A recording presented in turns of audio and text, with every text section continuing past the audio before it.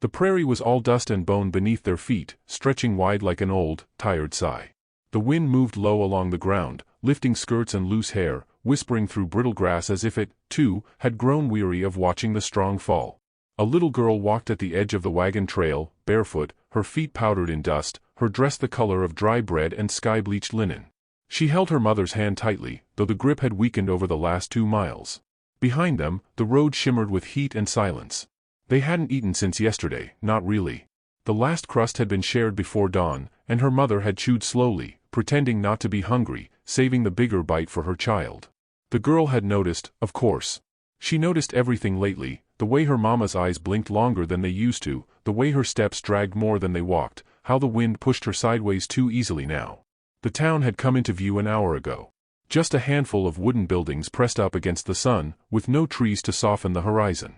A church steeple, a water trough, a rail fence that held nothing in. No signs of welcome. No children playing in the dust. Just the waiting hush of a place that had closed its doors too many times. The mother stumbled. The girl pulled, bracing her thin arms against the drag of weight. "We're close," she said softly. "Just a little longer, Mama." Her voice, though quiet, held the kind of certainty that didn't come from hope, it came from necessity. They passed a shuttered mercantile and a still hitching post, the town too still to be empty. Eyes watched them, but none showed themselves. The child led her mother around the last corner, toward a barn where chickens scratched in the dirt and a windmill clicked lazily in the heat. A man stood by the doorway, tall and unmoving, as much a part of the landscape as the barn itself. He wore a dark coat despite the heat and a hat pulled low, shading his face from the weight of the day. She stopped when she saw him. Her mother sank to her knees beside her, breath coming hard and dry. The girl stepped forward, alone now, fists clenched at her sides. "If I work for you," she said, voice steady but soft, "would you let us sleep there, sir? Mama's too weak to walk another mile." The wind carried her words straight to him. He didn't move at first. Just looked at her, then at the woman crumpled like a broken stem in the dirt. His face gave nothing. No anger, no pity. Only silence. The girl waited. She did not beg. She had already used up all the begging in other towns. Then, without a word, he moved. Walked past her with the long, quiet steps of someone who'd stopped rushing years ago.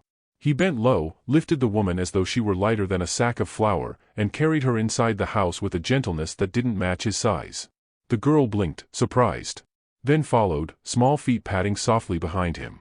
Inside, the house smelled of wood smoke and old coffee. The furniture was simple, built for use, not comfort. A rocking chair by the hearth, a table with one cracked leg, a narrow cot in the far corner. He laid the mother there and stepped back, as if unsure whether to stay. The girl moved to her mother's side. Her breathing was ragged but steady. She looked smaller than ever, all her strength pooled into the effort of simply staying alive. The man left the room without a word. The girl didn't ask his name. She didn't need it. Names were luxuries. Places to rest inside. But tonight, they needed shelter, not stories. She helped pull a thin quilt over her mother, then went to the basin in the corner. She dipped her hands into the cool water and cleaned the dirt from her mother's face. Her own reflection shimmered briefly in the surface, eyes too big for her face, jaw tight with trying to be older than she was. Outside, the wind shifted. A soft thrum of rain tapped against the roof, hesitant at first, then steadier. The girl sat on the floor, knees drawn to her chest, listening to the rhythm, watching the fire. Her belly ached, but she didn't say so. The ache was part of her now, like the freckles on her nose or the way her shoulders stayed tight even when she slept. He came back just before dark, silent as before. Set a plate on the table, bread, a piece of dried meat, and a cup of water. He didn't look at her or her mother. Just placed it down and stepped back outside, boots heavy on the wood. The girl stared at the plate for a long time. Then rose, carried it gently to her mother, tore the bread in half. One piece for her, the other placed carefully in her mother's hand. "Eat, Mama," she whispered. The woman stirred, cracked open her eyes. Tried to smile. "You did good, sweetheart." The girl nodded, blinking fast. Later, when the fire had burned low and the house had fallen into the quiet that comes after fear has passed but before safety has arrived, the girl curled beside her mother, blanket drawn to her chin. Through the window, she saw the barn door sway in the wind. The man stood just outside, hat tipped back, face lifted to the rain like someone remembering something important. She watched him for a while. Then whispered into the dark, not to him, but maybe for him to hear. "Thank you, mister." The rain kept falling. And for the first time in weeks, the prairie felt less wide. The world, for one night, had edges again. The house woke slow, the way a place does when sorrow has slept too long inside it. Light slipped through the slats in the walls like it didn't want to disturb anyone, just slid quietly across the worn floorboards and the gentle rise and fall of a woman's chest as she stirred under a quilt not her own. Her lips moved without sound. A name, maybe. Or just a memory too faint to finish. The little girl was already awake. Sitting on the edge of a wooden chair, feet swinging above the floor, watching her mother breathe. She'd barely slept, though the night had held them softly for once. Her hands were folded in her lap, careful and still, like she didn't want to touch the morning until she knew it was safe. The man had left at first light. She'd heard the barn door open, heard the distant voices of animals stirring. She hadn't followed. Didn't want to be in his way. Didn't want to be told to leave. Her mother opened her eyes just as the rooster crowed outside. She tried to sit up and failed. A grimace pulled at her face. "Don't," the girl said gently. "You're still too weak." The woman looked around the room as though trying to remember where she'd been left. Her gaze stopped on the window, the table, the fireplace. Then on her daughter. "Where are we?" she whispered. The girl swallowed. "Somebody's house. He let us in." "Why?" I asked. Her mother's eyes filled. Not with tears, but with something heavier. A kind of shame she couldn't hide. "I didn't mean for you to." "It's okay, Mama." She said nothing more. Just got up, filled the basin, brought a damp cloth to her mother's forehead like she'd seen the women do in the last town before they were turned away. Her hands were small but sure. Outside, the sky had turned a cleaner blue. No clouds today. Just the sound of work being done, the scrape of metal, the soft bellow of cows, the rhythmic thud of something being chopped. Later, she stepped out with the empty basin, arms stretched so it wouldn't spill. The man was by the fence, mending wire. He didn't look up as she passed. Just kept working. She stood a little distance away. "I can clean," she said. "Or sweep. Or water things." His hands kept moving. Wire twisted, bent. Set firm. "You don't have to." "We want to." He paused. Looked over at her. "You don't owe me anything." She blinked at him. The words felt strange, like stones in a basket. People always said what they were owed. Food for work. Kindness for gratitude. Shelter for silence. She nodded anyway and walked back inside. The mother tried to rise again that afternoon and managed to sit up. Her hair was limp and her hands shook, but her voice had a thread of strength now. "I need to help," she said. "You need to rest," the girl replied. "I've been resting since your father left. I'd rather do something that keeps me upright." So she did. Slowly. She folded the blanket. She cleaned the basin. She peeled potatoes from the sack in the corner and set them to boil, though she had no idea if they were his or if she had the right. When he came in, he said nothing. Just smelled the food and sat quietly at the table, removing his gloves. The mother straightened. "I didn't want to take what wasn't ours." He shrugged. "I didn't plant them to keep them in a bin." She nodded, unsure if that was permission or just resignation. Dinner passed in silence. The girl ate slowly, savoring each bite like it was part of a secret ceremony. The mother watched the man when he wasn't looking. He chewed without expression, but not without thought. There was a calm about him, not warm, exactly, but not cold either. Like an old tree, firm, shadowed, rooted. When he stood to leave, he hesitated. "You can stay. For now." The mother's eyes met his. "We don't know you our names just yet," she said, voice low, almost embarrassed. He gave a slight nod. Wasn't asking. That night, a soft knock came at the door. A woman stood outside, hair tucked under a faded scarf, eyes kind and curious. She carried a basket of eggs and bread. "He told me you were here," she said gently. "Figured you might need a little more than silence." The girl opened the door wider. The mother stayed on the bed, watching. "I'm Lottie," the woman added. "Live down yonder ridge." The mother nodded, unsure whether to speak. Lottie entered without waiting for permission, the way someone does when their intentions are clean. She set the basket down. Looked the mother over without judgment. "You got a name?" The woman hesitated. Then shook her head. Lottie smiled softly. "That's all right. Folks tend to keep their names close until they know they're safe." She poured water into a tin cup and handed it to her. "Drink. You look like you haven't been listened to in a long while." The woman took it with both hands. Whispered, "Thank you." Lottie turned to the girl. "You taking care of her?" The child nodded. "Good. You keep at it. Sometimes daughters are stronger than their mamas, even when they're not supposed to be." She left with a promise to return. The house felt a little warmer that night. Not because of the fire, but because someone had walked in and treated them like they still mattered. The next morning, the mother rose early. Washed her hair. Put on the cleanest dress she had left. She found the man feeding the horses. "I'd like to help." Properly. He didn't answer right away. Finally, he said, "Can you handle chickens?" "I've handled worse." He gave the faintest ghost of a smile. She followed him to the coop. That afternoon, she gathered eggs, scrubbed the porch, and helped Lottie knead dough at her cabin while the girl chased grasshoppers in the tall weeds. No one asked questions. Not yet. But at supper, the girl spoke. "My name's Ada." The man looked at her. Nodded. "I'm James." The mother didn't speak. Just reached for her daughter's hand and held it. When night came, the stars looked less like holes in the sky and more like reminders, faint, glowing promises that something good might still come. She lay in bed, listening to the wind rustle the walls, and thought to herself, "We may not be safe yet. But we've stopped running." And outside, James leaned against the porch railing, hat tipped back, watching the sky as though he could read something in the constellations that others had long forgotten how to see. The wind changed in early autumn, slow and unnoticed at first, like the way silence settles between two people before they realize they've grown used to each other. The days stretched golden, the sun lingering longer on the land as if reluctant to leave. The prairie softened, losing its sharpness. Even the dust seemed less cruel.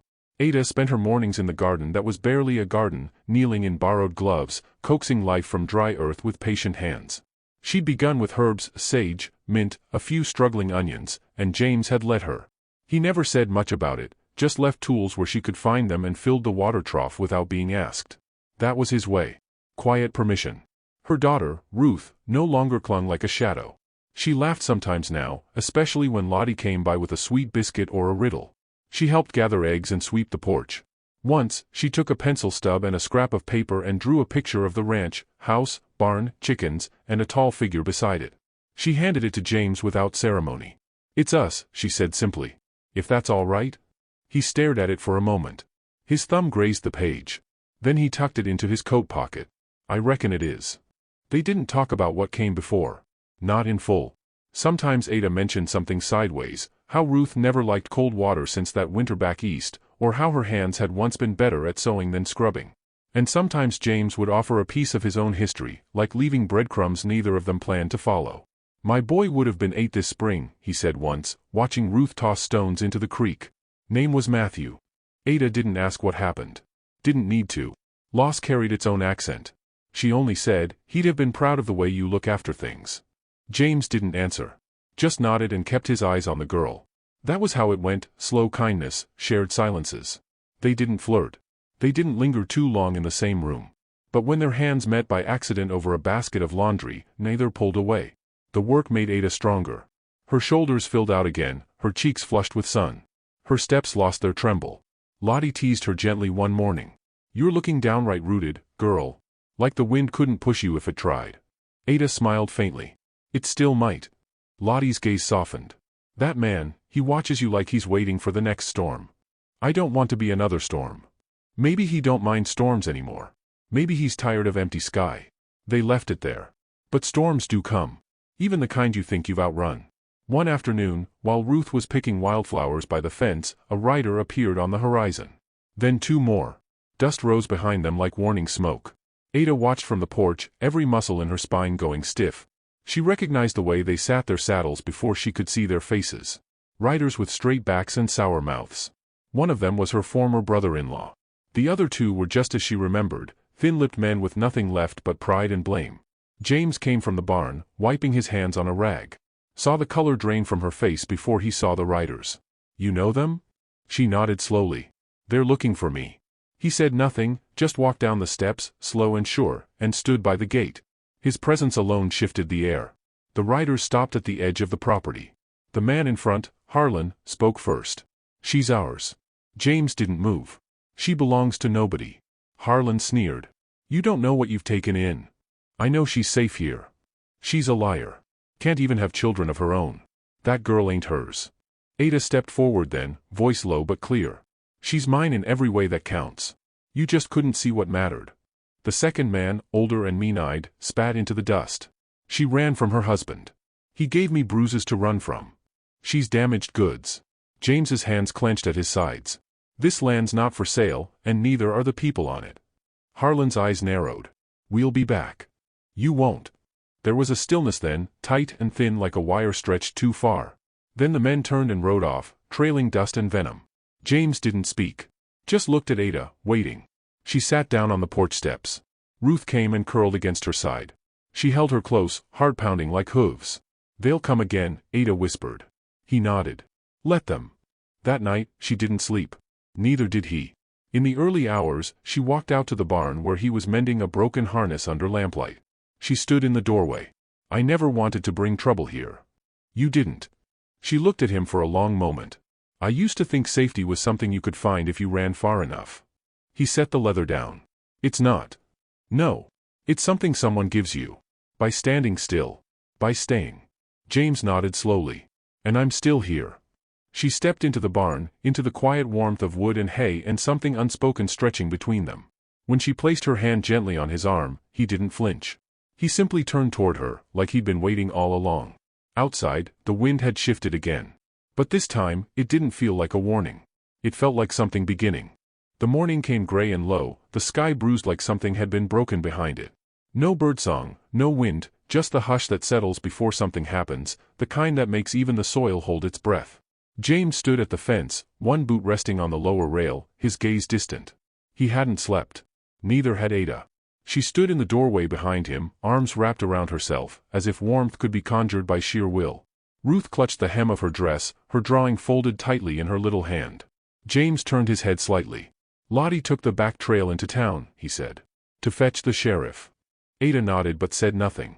There was a line across her brow that hadn't eased in days. She hadn't tried to run again, though he knew she'd considered it. He could see it in the way she folded their clothes tighter, in how she kept glancing at the edge of the fields like they were a question. But this time, she'd stayed. That mattered more than anything. The riders came just past noon. 5 of them this time. Harlan led them, jaw tight, eyes bloodshot with grievance. The others wore the kind of anger that didn't need fuel, it lived in them like marrow. Their coats were dusted with dried mud. Their horses looked mean. Ruth gasped when she saw them and buried her face in Ada's skirt. James stepped off the porch. He didn't take a gun. Didn't raise his voice. He just stood there, in the middle of the yard, like the ground beneath him was more than dirt. It was choice, it was line, it was final. Harlan dismounted first. "You were warned." James didn't blink. "And I remember. You said she was yours. She was married into our family. She ran off. Took a child that wasn't even hers." Ada stepped forward then. "That child is mine. She's more mine than your brother ever made her." "You think a man like me cares how you feel?" Harlan laughed, dry and hollow. "She was property. You don't get to rewrite what's owed." James took a step closer. "You ride in here with threats, thinking you can take back what you broke. But you can't." The third man, a wiry figure with restless eyes, put his hand on his holster. James didn't move. "You want to draw, go ahead. Just know you'll answer to more than me." Silence fell. The wind picked up just enough to rattle the loose boards on the chicken coop. Ruth peeked out from behind Ada's legs. Harlan's gaze caught on the child. "You think hiding behind this man makes you untouchable?" Ada raised her chin. "No. But he's not hiding me. He's standing with me." For a heartbeat, no one moved. Then, hoofbeats. From the east. Sheriff Amos rode in slow, alone, but with the certainty of a man not easily shaken.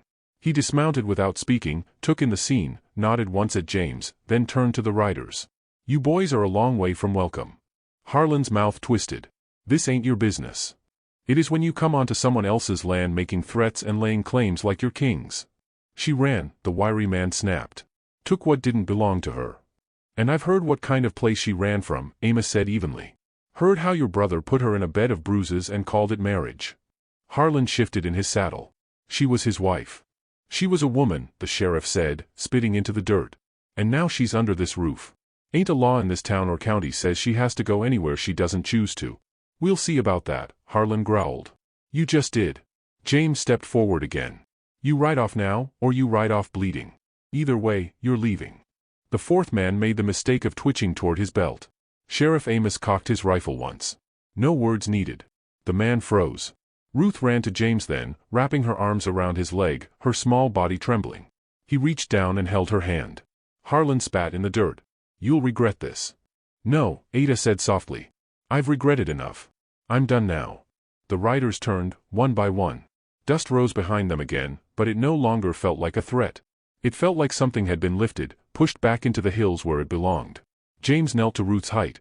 She stared up at him, her cheeks flushed from fear. "Are they gone for good?" she asked. He brushed her hair back gently. "They'll think twice next time." Ada stood near the porch, eyes glassy. Her shoulders began to shake, not with fear, but with the ache of release. James walked toward her. She didn't speak, didn't move. Just let him come close. He placed a hand on her arm.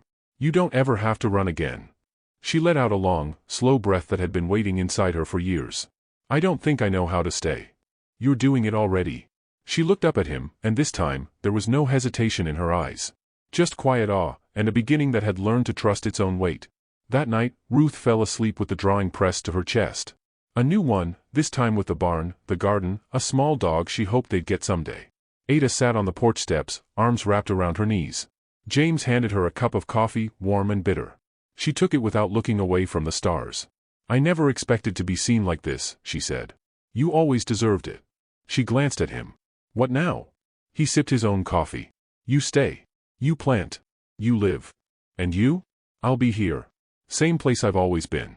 Only now, the house is fuller. A silence settled, but it was the good kind. The kind that doesn't need fixing. The wind picked up again, but it wasn't the kind that chased people off. It was the kind that carried seeds, spread stories, turned pages. In the quiet, with the stars overhead and the past behind them, Ada leaned against James' shoulder. He didn't flinch. He just shifted slightly, enough to let her rest. And there, under the soft breath of the prairie, a family that wasn't born but built, slowly, carefully, with kindness, began again.